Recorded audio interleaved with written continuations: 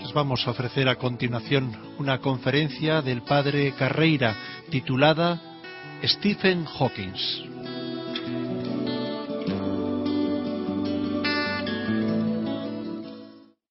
Vamos a hablar de algo que ha sido noticia, sobre todo en los periódicos de los últimos 2 meses, y se trata de un nuevo libro del científico que es muy conocido porque realmente es un hombre admirable, que se sobrepone a una condición física verdaderamente trágica, de que no puede hablar, de que apenas puede mover un dedo, y sin embargo sigue pensando y proponiendo ideas que se toman en serio como viniendo de un físico de alto nivel. Aún así, yo no quiero quitarle a él el mérito que tiene tremendo, como digo, de su tenacidad, de poder trabajar en contra de o a pesar de una situación tan penosa. Pero también puedo decir, ya estudiando simplemente cuál es su categoría como científico, que no es un nuevo Einstein. ¿Qué quiero decir con esto? Que no nos ha dado ninguna nueva visión del universo que tenga importancia para entender a la física, no digo ya a la filosofía o la teología, sino para entender a la física. Y no es naturalmente acreedor tampoco a un premio Nobel, porque el premio Nobel solamente se da a alguien que, si ha propuesto una teoría, una nueva idea, ve comprobada su propuesta con un dato experimental que la refrenda. Hawking no ha propuesto nada que pueda tener comprobación experimental, por lo tanto no es en ese sentido acreedor a un premio Nobel que exige siempre ese refrendo. Lo que él ha contribuido más a la física teórica ha sido un, llamémosle, teorema que propone que la energía que hay en el campo gravitatorio de un agujero negro puede dar lugar a que se sinteticen pares de partículas y antipartículas.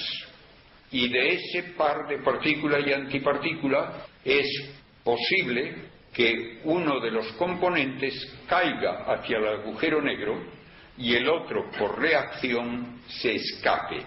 Y entonces, al escaparse esa partícula, se lleva consigo algo de la energía que tenía el campo gravitatorio. Y como la energía es equivalente a masa, según la teoría de la relatividad, puede decirse que en ese proceso el agujero negro pierde masa. Cuanta menos masa tenga, más compacto es el agujero negro y más fácil es que de la energía de su campo se vuelva a formar otro par de partículas. Y en este proceso, de una forma muy gradual, se puede decir que termina por evaporarse el agujero negro. Esto es aceptado por los físicos, pero hablando de cuándo se va a evaporar un agujero negro, de los que pueden formarse lógicamente a partir de una estrella que tendrá probablemente de 10 a 30 veces la masa del Sol, ese proceso es tan lento que para que se evapore uno de esos agujeros negros se calcula una edad de un 1 seguido de 50 ceros en años. Para ponerlo esto en perspectiva, sepan que la edad del universo se escribe con el orden de un 1 seguido de 10 ceros. De modo que un 1 seguido de 50 ceros quiere decir una edad de millones de veces más que toda la edad del universo desde su comienzo hasta ahora. Como es obvio, esto es lo que no va a poder comprobarse en ningún experimento. Y entonces queda como una idea útil para hablar de la evolución del universo en gran escala, la idea de Hawking, de la evaporación de agujeros negros y sí se ha tomado en serio. Y no es una cosa descabellada, ni tampoco se toma como de ciencia ficción.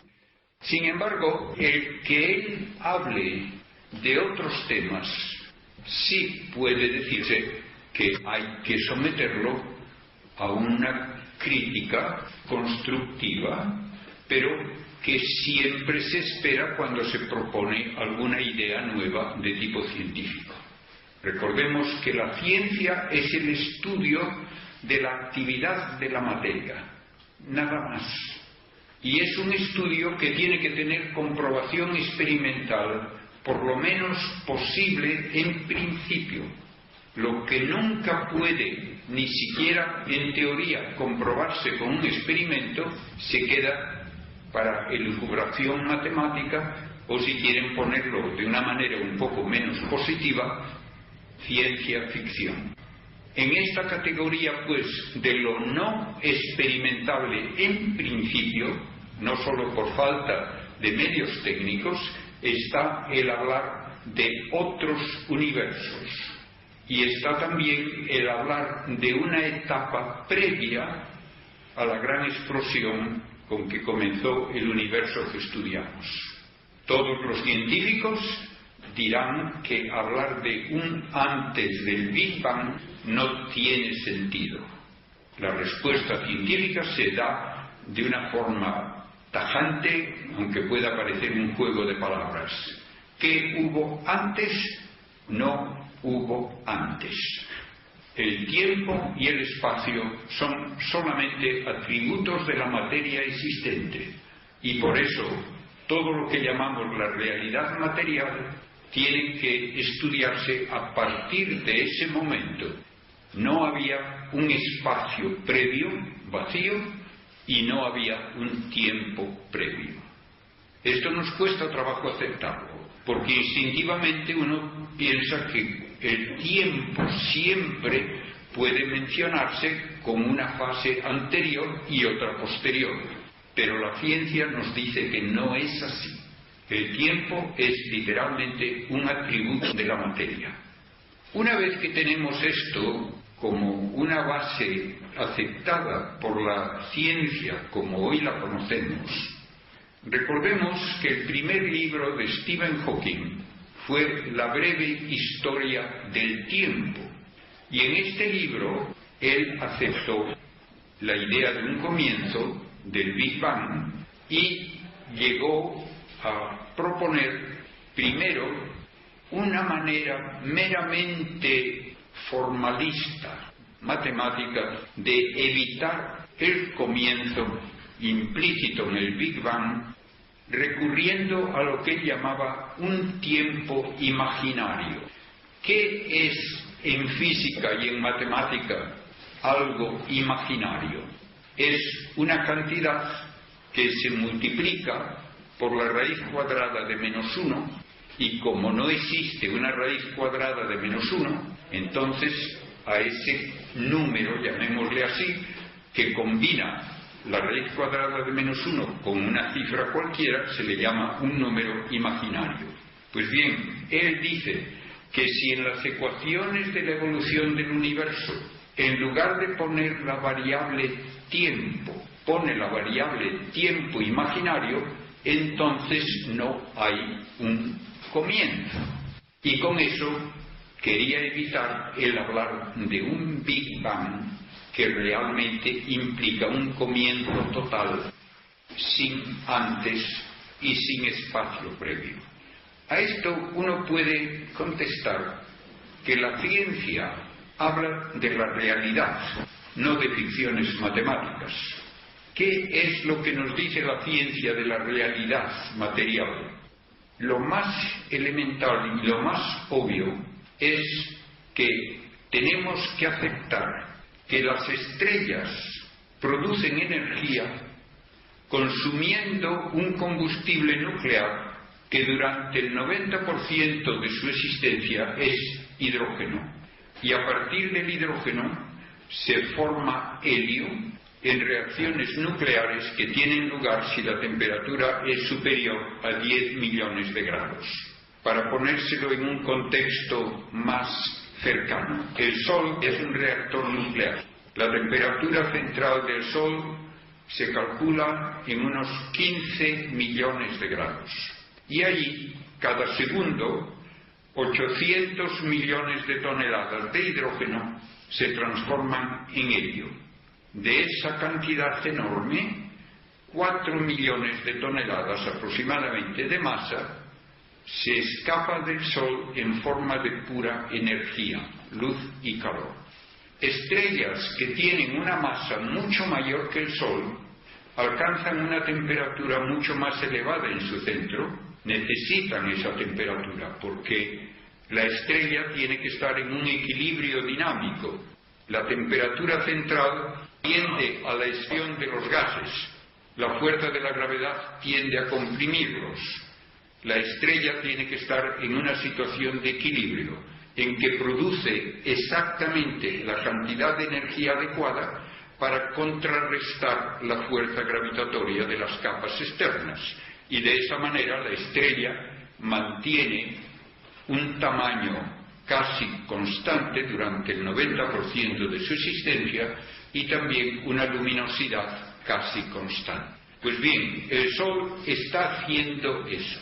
Llegará un momento en que agotará el hidrógeno en ese núcleo de reacciones a 10 millones de grados o poco más, se comprimirá entonces porque deja de sostener las capas externas y todos los gases al comprimirse se calientan. De esa manera, en un futuro aproximadamente se calcula de unos 3.000 millones de años más, el Sol alcanzará la temperatura de 100 millones de grados.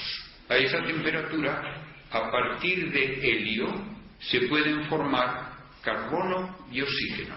3 átomos de helio, cada uno de ellos con 4 partículas nucleares, 2 protones y 2 neutrones, se fusionan para dar un núcleo en que hay 6 protones y 6 neutrones, y ese es el carbono de peso atómico 12.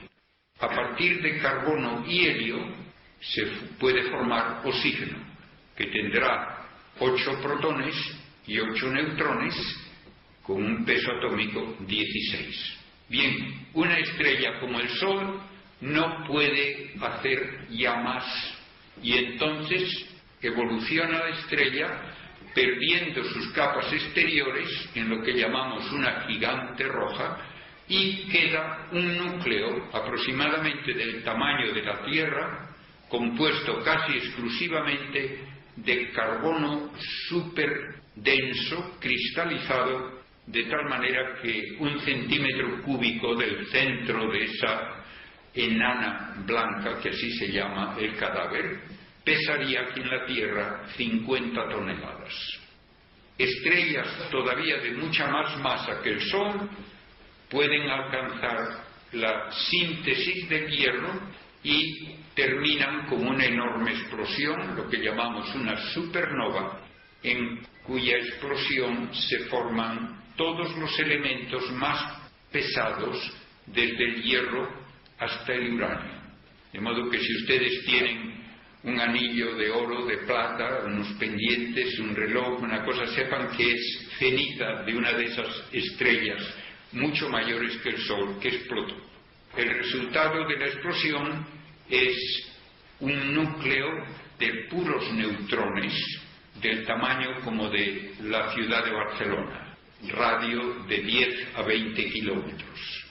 Y en el centro se alcanza la densidad de 1.000 millones de toneladas por centímetro cúbico.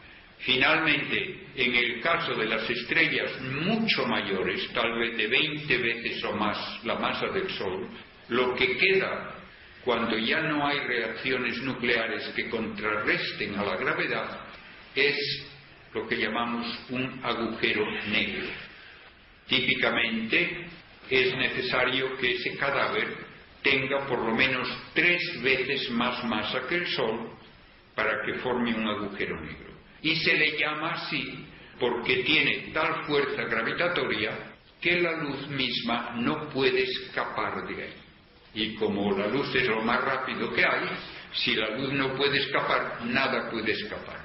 El resultado es una especie de pozo sin fondo donde puede caer toda clase de materia, pero nunca sale nada por sus propias fuerzas o energías. Todo esto lo predijo la teoría de la relatividad de Einstein, aunque él llegó a un momento en que pensó que debía haber algún truco de la naturaleza para impedir que se formasen los agujeros negros.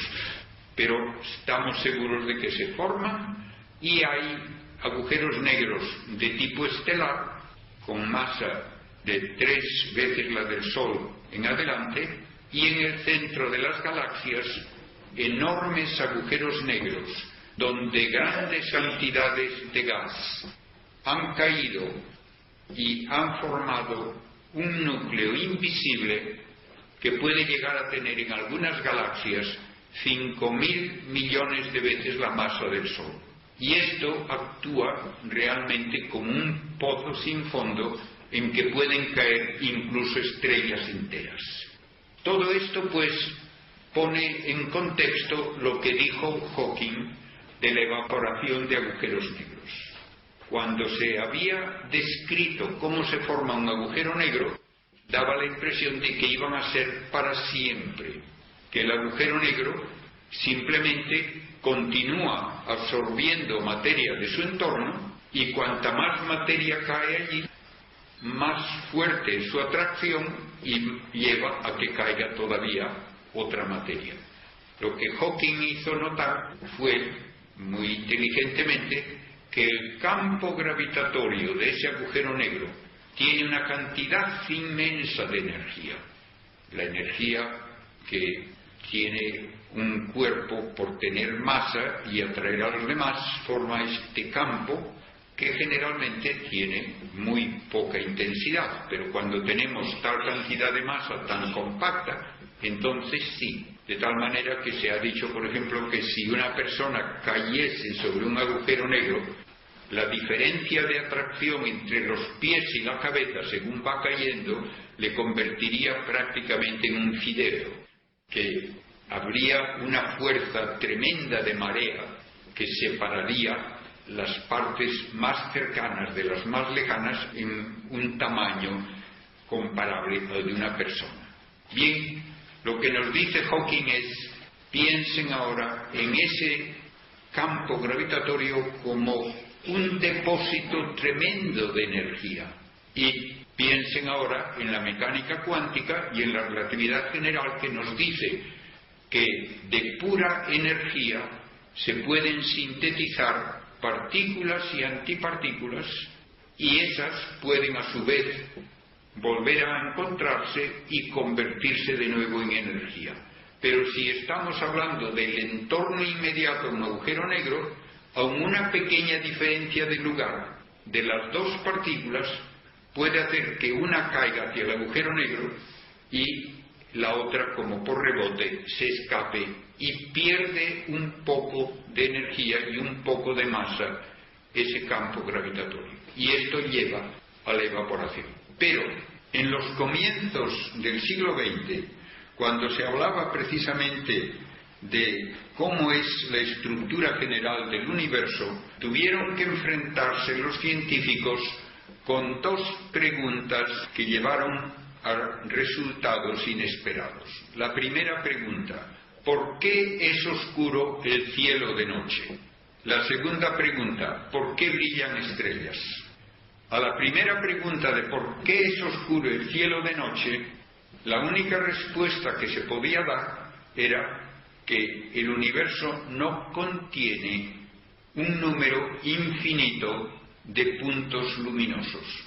Porque si tuviese un número infinito de puntos luminosos, nos ocurriría lo que vemos cuando observamos un bosque muy profundo. No se ven huecos entre los árboles. Cada estrella cubre un trocito, por mínimo que sea, del cielo, y con un número infinito tendríamos el cielo totalmente cubierto de fuentes de luz y sería tan brillante como la superficie del Sol. La respuesta a este problema la dio Einstein diciéndonos que el universo es finito, aunque no tiene bordes. Finito, pero ilimitado. Y para que entendamos esto, que puede parecer un juego de palabras, piensen en la superficie terrestre. La superficie terrestre claramente es finita. Sabemos el número de kilómetros cuadrados que tiene. ¿Tiene bordes? No. ¿Tiene centro en la superficie? No. Ninguna ciudad, ningún país puede decir que está en el centro de la superficie terrestre. ¿Es parte de una superficie mayor? No. ¿Hay superficie más allá? No. ¿Cómo puede aceptarse todo esto? Diciendo, como dice la relatividad, que las dos dimensiones de la superficie terrestre, norte-sur, este-oeste, se cierran sobre sí mismas porque se curva la superficie hacia una tercera dimensión perpendicular a las otras dos. Pues bien, Einstein dijo, hay que pensar en eso al hablar del universo. Tenemos que decir que el universo tiene tres dimensiones espaciales, un volumen finito, no es parte de un volumen mayor, y en ese volumen tridimensional no hay centro. Las galaxias están repartidas más o menos uniformemente en gran escala, como motas de polvo en la superficie de un globo, y cualquiera de las galaxias puede tomarse como punto de referencia, como centro, para ver si el globo aumenta o no aumenta de tamaño y por tanto de superficie. Si aumenta de superficie, se separan unas de otras las motas de polvo, pero ninguna es el centro.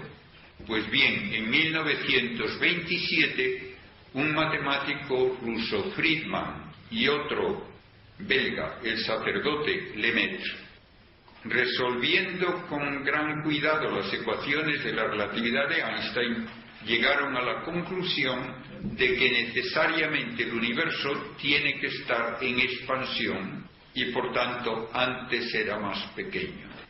Y en 1929 Edwin Hubble anunció el dato experimental: todas las galaxias se alejan de todas, se alejan de nosotros y todas se alejan de todas. El universo pues es finito pero ilimitado y está en expansión. Y como es finito, hay un número finito de estrellas y por eso el cielo puede ser oscuro de noche.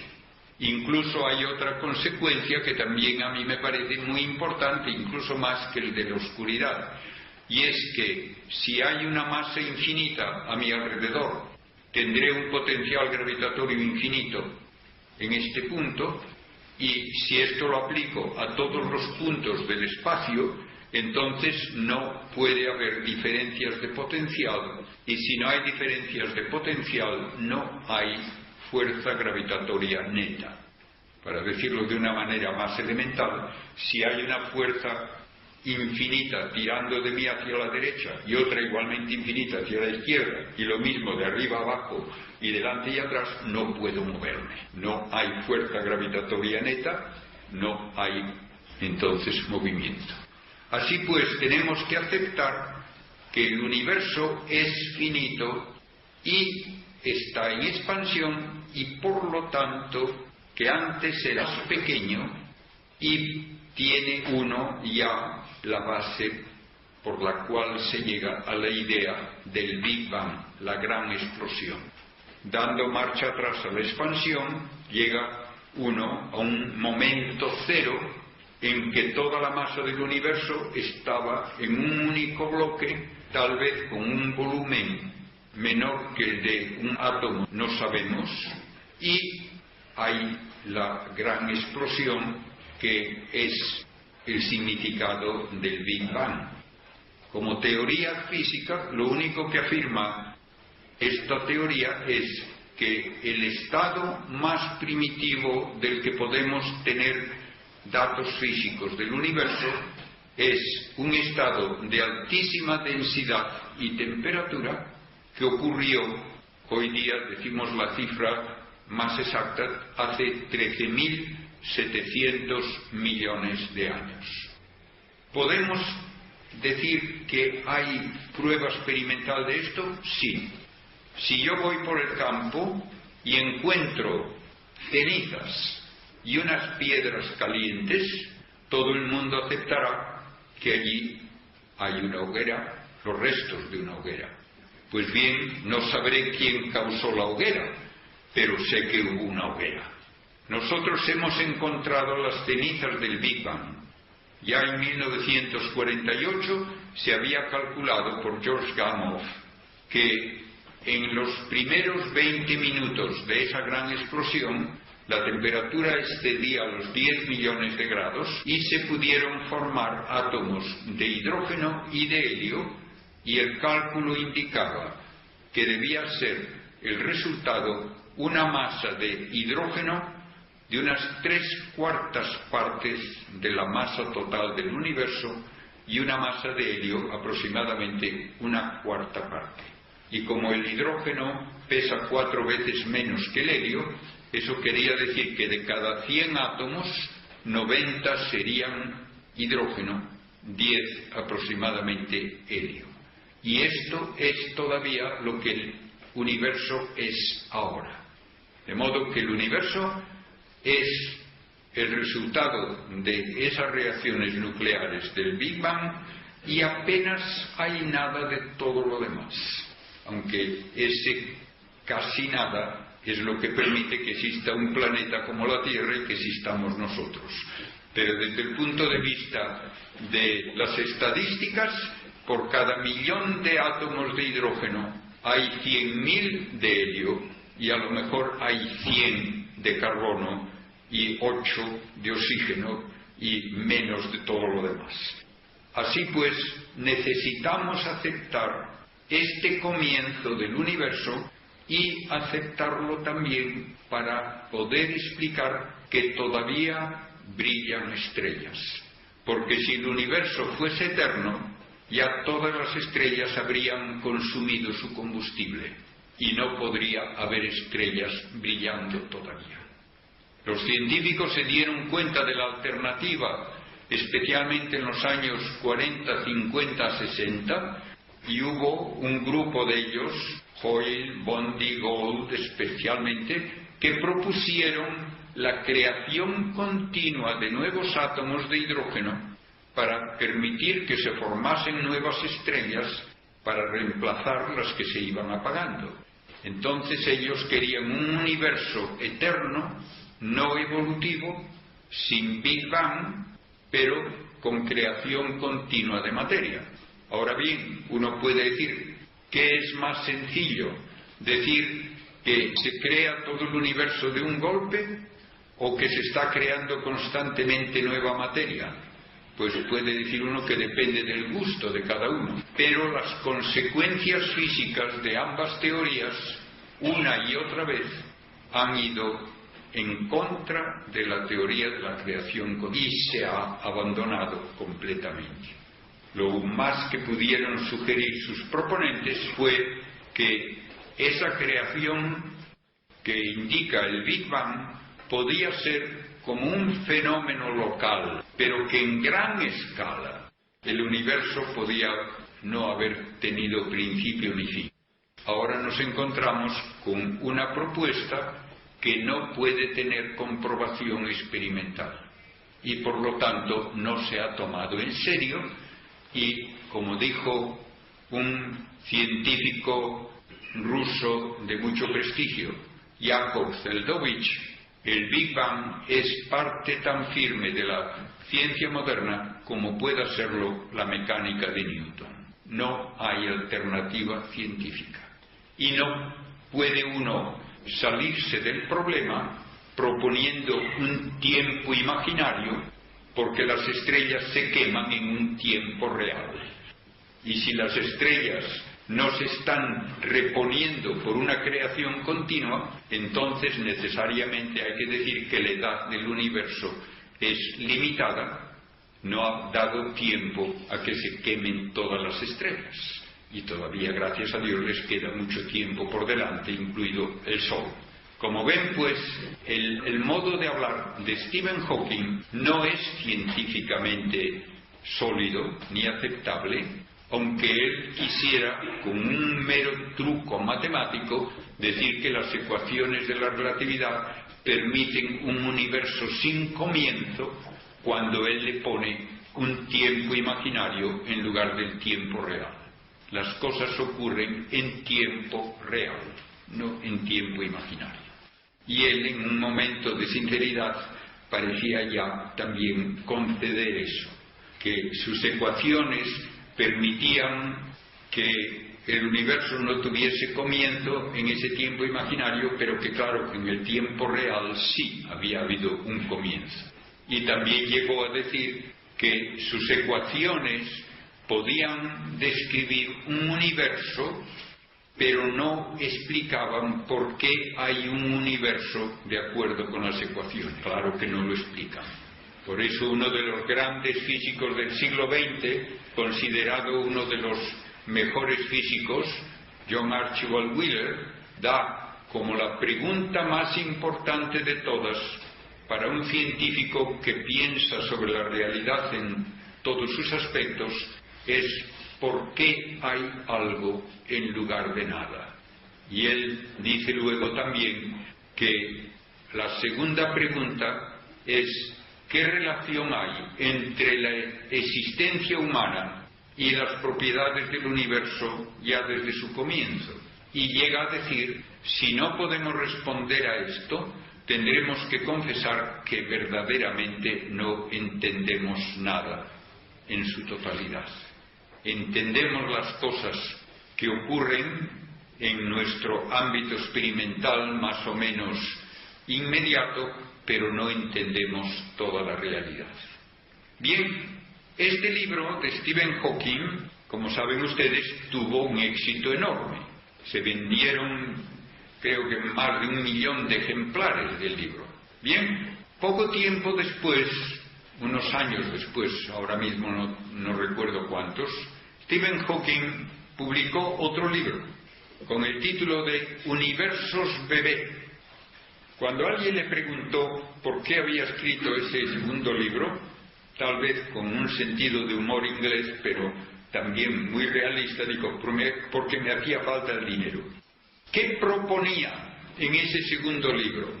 Proponía que los universos debían aparecer espontáneamente porque la mecánica cuántica permite que todas las posibilidades de una ecuación de onda se realicen con diversa probabilidad. Y hay quienes dicen que tienen que realizarse, de hecho, todas las posibilidades. Para que ustedes entiendan esto de una forma casera y no con lenguaje muy altisonante, piensen, es posible que en un juego de lotería, digamos que tiene 50.000 números a la venta, ¿le toque el gordo a cada uno de esos números? Pues sí, es posible. ¿Qué ocurre? Que le toca a uno. Dicen estos mecánicos cuánticos, todos los demás números tienen igual derecho a que les toque. Por lo tanto, tiene que tocar a todos. Pues no les ha tocado. Pues consuélense. Tiene que haber 50.000 universos y en cada uno le toca al gordo a uno de esos números. Y si a usted no le ha tocado en este universo, consuélese que le tocó en otro. Como ven, uno no toma en serio eso. Pero, utilizando este modo de pensar, ha habido quienes han dicho que todas las posibilidades de universos tienen que realizarse de hecho.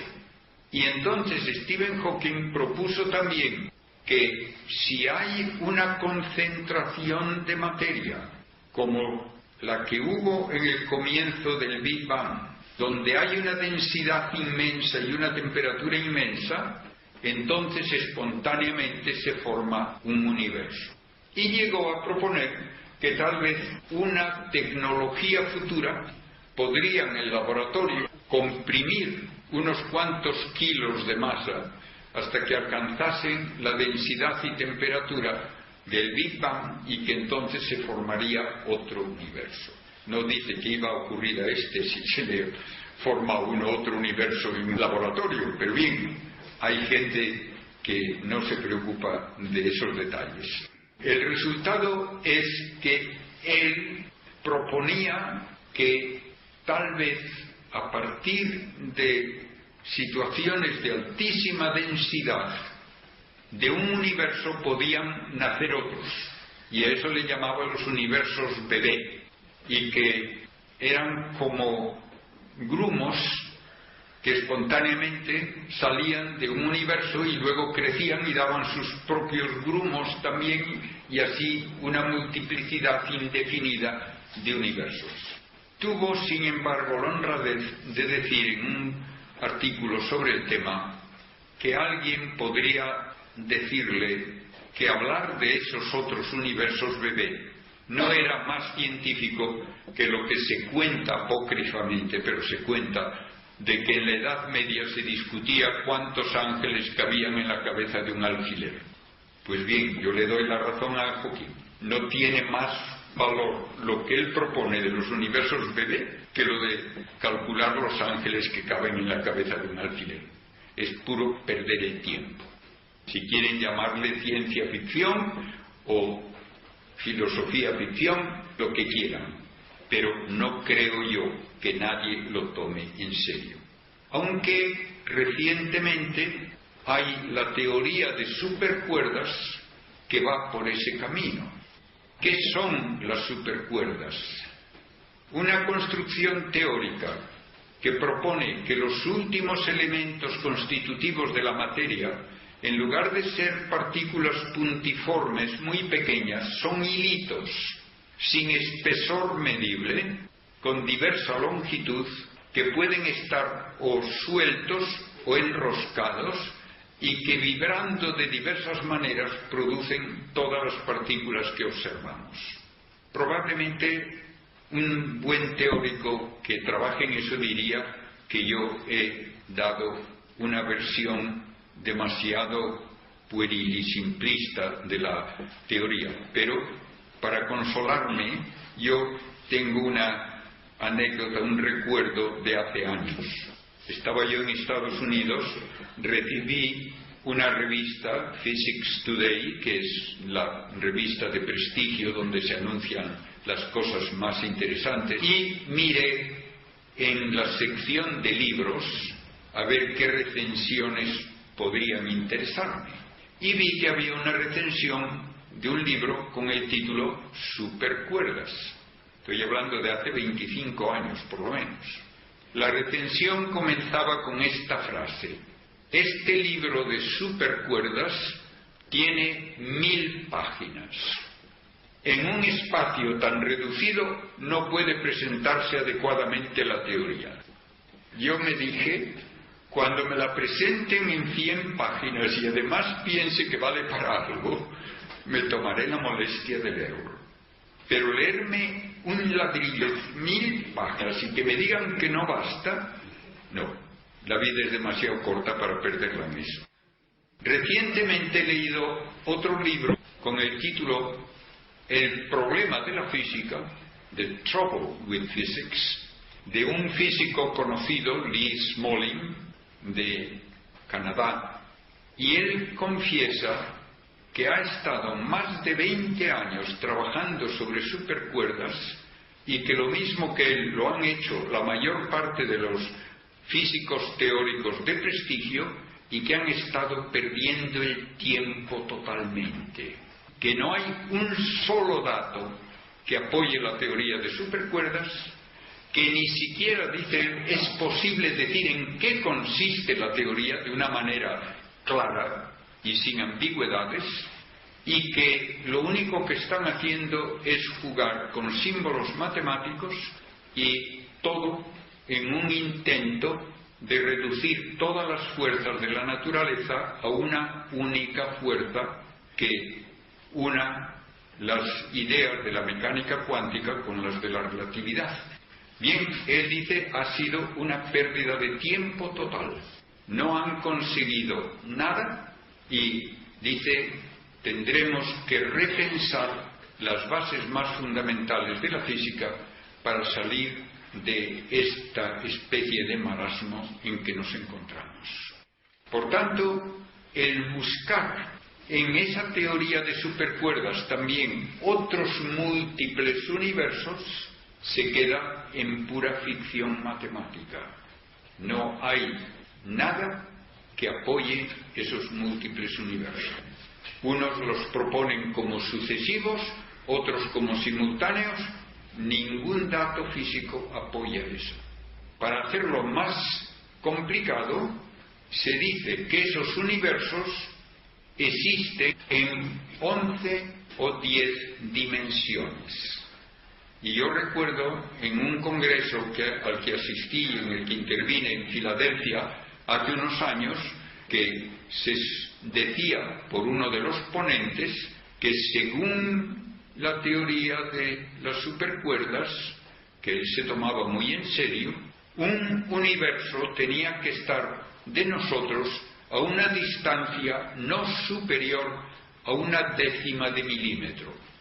Yo realmente no pude menos de decirle al final de la conferencia que no podía tomar en serio eso cuando se basa en hipótesis que no tienen ningún dato experimental en su favor y que lo único que hacen es jugar con símbolos matemáticos.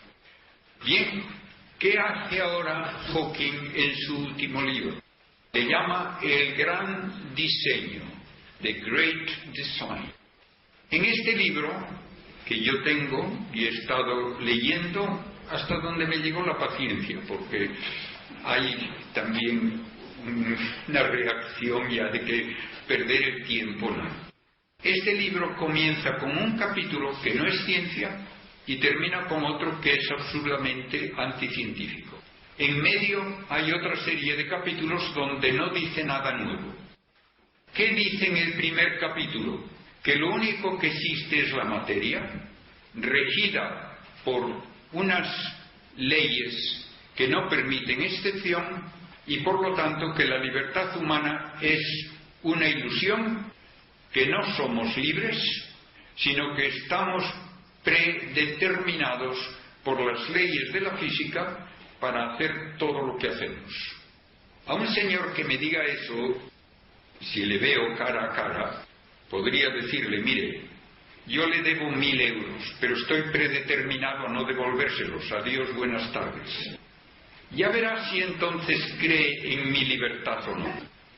Porque sin libertad no puede haber responsabilidad, ni puede haber estructura alguna social. Nadie le pone leyes a los ciervos, porque sabe que es inútil ponérselas. Se le ponen las leyes a seres que son capaces de actuar libremente y por lo tanto que tienen responsabilidad. Y que un científico comience su libro sobre el gran diseño del universo negando la libertad humana, primero ya es salirse totalmente del tema y segundo es hacer el ridículo. Y lo siento mucho porque da vergüenza ajena que una persona que tiene razones de que se la admire y respete por otras causas pueda caer en eso. Como eso no lo apoya nada más que en el prejuicio de que lo único que puede existir es la materia con sus leyes que la rigen con 4 fuerzas a las cuales hay que atribuir todo, no da razón alguna de la realidad humana tal como cada uno de nosotros la experimenta, pues ahí no hay nada que decir ni que comentar. Simplemente me parece, como digo, penoso el tener que ver a alguien que está hablando con tan poco sentido realista que cuesta trabajo pensar que lo dice en serio. El resto del libro habla de cosas conocidas de astrofísica en cuanto he podido juzgar, pero llega al capítulo final y en el capítulo final se saca otro truco de la manga Y el truco es que, según algunos cálculos, toda la masa del universo tiene un equivalente energético que se puede calcular. Ya saben la famosa ecuación de Einstein: la energía es igual a la masa por el cuadrado de la velocidad de la luz. Muy bien, calculamos aproximadamente cuánta masa hay en el universo conocido. Se dice del orden de 10 elevado a 56 toneladas, y se obtiene un valor de energía positiva. Luego hace un cálculo de todo lo que es la energía gravitatoria debida a esa masa y llega a la conclusión de que hay una cantidad igual de energía negativa, porque la energía gravitatoria en los cálculos que hacemos generalmente tiene un signo menos. Pues entonces ya tiene el truco más maravilloso. El universo en su totalidad es nada, porque tiene igual cantidad de energía positiva y de energía negativa, y se cancelan y uno tiene cero energía en total. Por lo tanto, la nada puede producir un universo. La nada, según él, por fuerza gravitatoria, puede hacer que comience a existir un universo. Y no hace falta un creador. Fíjense ustedes qué maravilla. Se suele decir a veces que alguien quiere levantarse del suelo tirándose de los cordones del zapato. Pues bien, esto es lógicamente equivalente.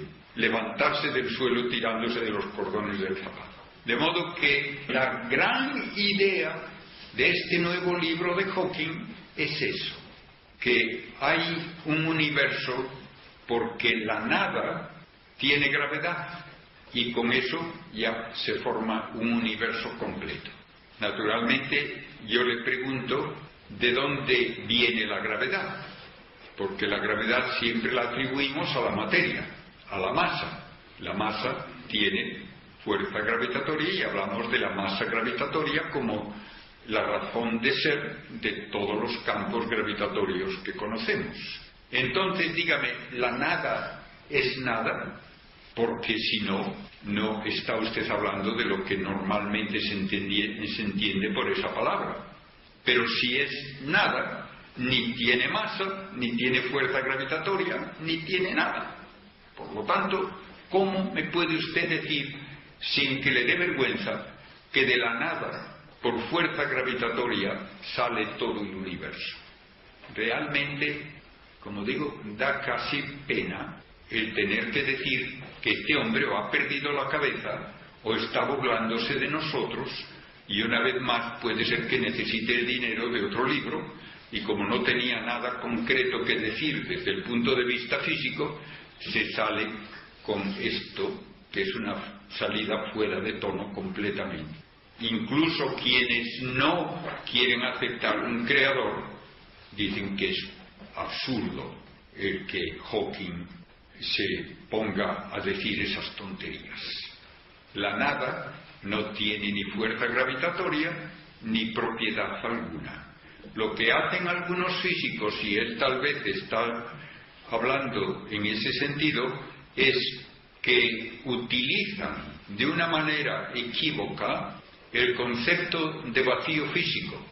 Yo recuerdo en una ocasión que había dado una conferencia precisamente sobre el origen del universo, y había dicho, naturalmente, que en el comienzo, pues uno puede hablar de la materia cuando existe y también del espacio cargado de energía, y que todavía hablamos del vacío físico como una parte material del universo, una parte que contiene energía, de la cual se puede formar espontáneamente pares de partículas y antipartículas que luego, al destruirse mutuamente, producen un efecto medible experimentalmente, el efecto Casimir, que se llama. Pues bien, en esa ocasión que yo daba la conferencia, uno de los oyentes, que luego me dijo que trabajaba en el CERN, en Suiza, dijo: usted dijo que los físicos solo hablan de la realidad material. y no de la nada. Pues nosotros hablamos de la nada. Y yo le dije, no, usted estará hablando del vacío físico. No, hablamos de la nada, y ya le daré yo un artículo mío para que lo vea. Me da el artículo y en la primera página ponía estrictamente lo contrario. Decía, vamos a hablar del vacío físico que no debe confundirse con la nada. Pues claro que no debe confundirse con la nada. Pues bien, parece que Hawking quiere confundir el vacío físico con la nada. Hay hipótesis de que el comienzo del universo era un vacío físico cargado de energía, de donde se sintetizan partículas y antipartículas. Bien, eso es otra cosa que podrá o no ser aceptable. Yo creo que no lo es, pero por lo menos no implica una contradicción. Pero decir que la nada tiene propiedades de energía, propiedades de constante dieléctrica, de constante magnética, que tiene una actividad constante de producir partículas y destruirlas, y decirme que eso no es nada, eso no lo acepto, ni lo acepta nadie. El vacío físico es parte del mundo material. Recordemos que para un físico el definir algo suele llevar a describir cómo podemos conocerlo como tal. ¿Qué es un electrón? Es algo que tiene tanta masa, tanta carga eléctrica negativa, tanto spin, que tiene tales propiedades. Pues bien, con ese modo de hablar, ¿qué es la materia? Es todo y solo lo que puede tener alguna interacción, por lo menos por una de las 4 fuerzas que admite la física. 2 de largo alcance, la gravitatoria y la electromagnética, 2 de corto alcance, que son la nuclear fuerte y la nuclear débil. Todo cuanto es afectado por alguna de esas fuerzas es materia. Pues bien, el vacío físico es afectado por esas fuerzas. En la teoría de la relatividad se nos dice que la presencia de masa distorsiona las propiedades geométricas del vacío físico, y por lo tanto el vacío físico desvía los rayos de luz de una manera que no era de esperar cuando se hablaba solo de un espacio inerte de tipo newtoniano. El vacío físico tiene campos eléctricos, y eso también es un cambio en sus propiedades. Incluso uno puede decir, me parece a mí con mucha lógica, aunque pocos quieren admitirlo, que es muy plausible que las propiedades todas del vacío físico hayan cambiado a lo largo de la historia cósmica. Porque si el vacío físico originalmente era tal vez del volumen de un átomo y ahora es la inmensidad que es, ciertamente sus propiedades geométricas han cambiado.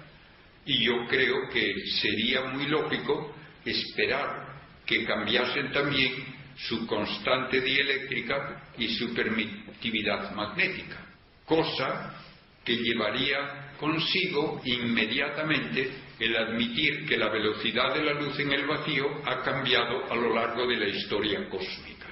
Y aunque algunos ponen inmediatamente el grito en el cielo y dicen que eso va en contra de la relatividad, eso es totalmente no entender la teoría de la relatividad. Porque en la teoría de la relatividad lo único que se nos dice es que la velocidad de la luz en el vacío es una constante independiente del estado del movimiento o reposo del observador. Pero no se dice nada de evolución, porque cuando la propuso Einstein nadie pensaba en un universo evolutivo, y el mismo Einstein lo rechazó mientras le fue posible rechazarlo. De modo que según él no había que hablar de evolución del espacio ni de sus propiedades, porque para él originalmente el espacio y el tiempo eran una realidad infinita, inmutable. Luego tuvo que encontrar que no era ni lo uno ni lo otro. Bien, con esto, como ven ustedes, estoy puntualizando que el vacío físico es parte del mundo material, es tan materia como esta mesa, y por lo tanto, si se atribuye al vacío físico inicial el que aparezcan luego partículas y antipartículas, no tengo inconveniente alguno, porque tengo bien aceptada la conversión de energía en partículas y viceversa. Pero que se me diga que ese vacío físico es la nada, eso no lo acepto. Me parece que es un juego de palabras totalmente inadmisible y que puede ser que haga famoso otra vez a Stephen Hawking y que ayude a vender su libro, pero que no contribuye nada a nuestro conocimiento de la ciencia. Como ven ustedes, pues, hablando del libro, tiene uno que entender el modo en que ha cambiado el modo de hablar de este autor, que honradamente, si no estuviese en una silla de ruedas, probablemente no sería famoso. Hay otros físicos de calibre comparable o mayor, con una salud normal, y no son conocidos por la inmensa mayoría de la gente. Le admiro por su tesón y su manera de trabajar con tantísimos problemas de salud, pero sus ideas no son valiosas porque él esté haciendo ese esfuerzo verdaderamente admirable de trabajar. No, sus ideas hay que verlas dentro del entorno de todo lo que es el panorama de la física actual. Acabamos de escuchar al padre jesuita, padre Manuel Carreira, en esta conferencia sobre Stephen Hawking.